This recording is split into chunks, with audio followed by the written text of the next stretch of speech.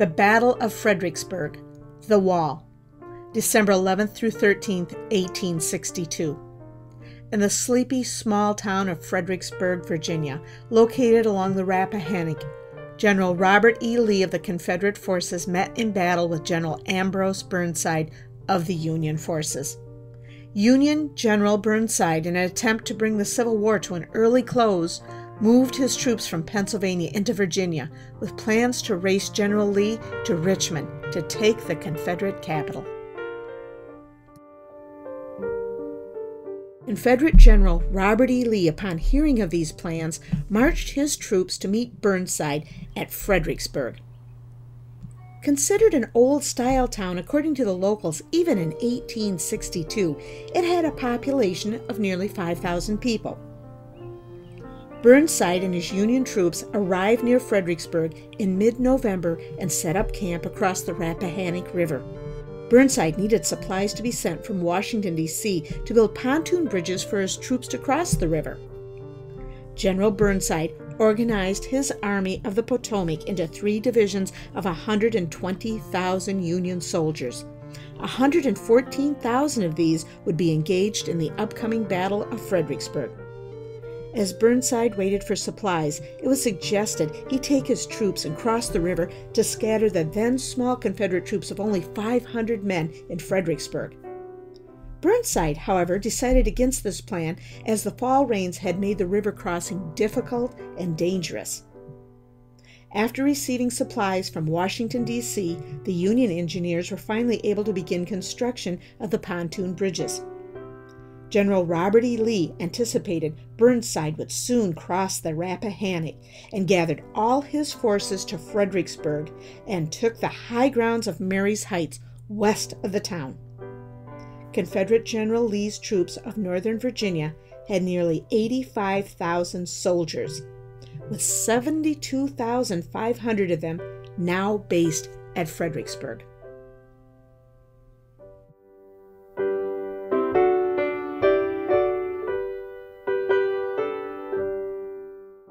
On December 11, 1862, Union engineers began assembling the 6 pontoon bridges that were needed to cross the Rappahannock. They did this under constant fire of Confederate sharpshooters. Union gunners tried shelling the town, sending more than 5,000 missiles into Fredericksburg to rid themselves of the snipers, but that did not work. So finally, Union soldiers, under constant sniper fire, rode across the river and engaged Confederate soldiers stationed near the Rappahannock. By nightfall, 4 brigades of Union troops now occupied Fredericksburg. The city of 5,000 by this time was mostly evacuated, with just a few stragglers fleeing by foot in the shadows of the mostly destroyed buildings and nearby wheat fields. Early on the morning of December 12th, a dense fog had set in and did not lift until 10 a.m., giving both the Union and Confederate troops an opportunity to position themselves for the battle that was soon to take place. As the fog lifted, rounds of artillery began to fire from both the north and south positions. Troops on both sides fired and became engaged in the battle. The Confederate troops moved forward and threatened to drive the Union army back into the river. Then Confederate troops drew back to the safety of the hills, while Burnside focused his attacks on Mary's Height, a ridge rising about 50 feet above the town, where Confederate troops stood there waiting their ground for their opportunity to attack.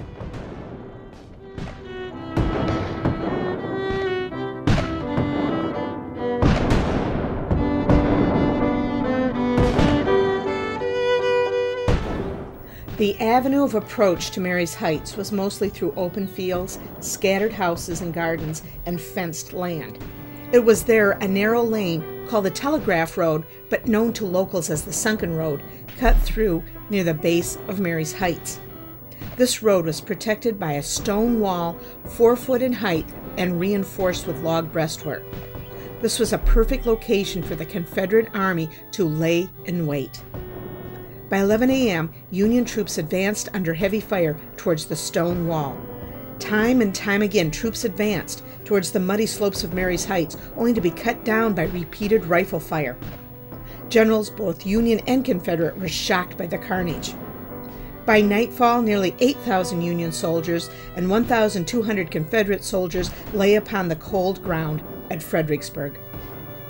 On December 14th, Burnside requested a truce to attend to the wounded, which General Robert E. Lee graciously granted.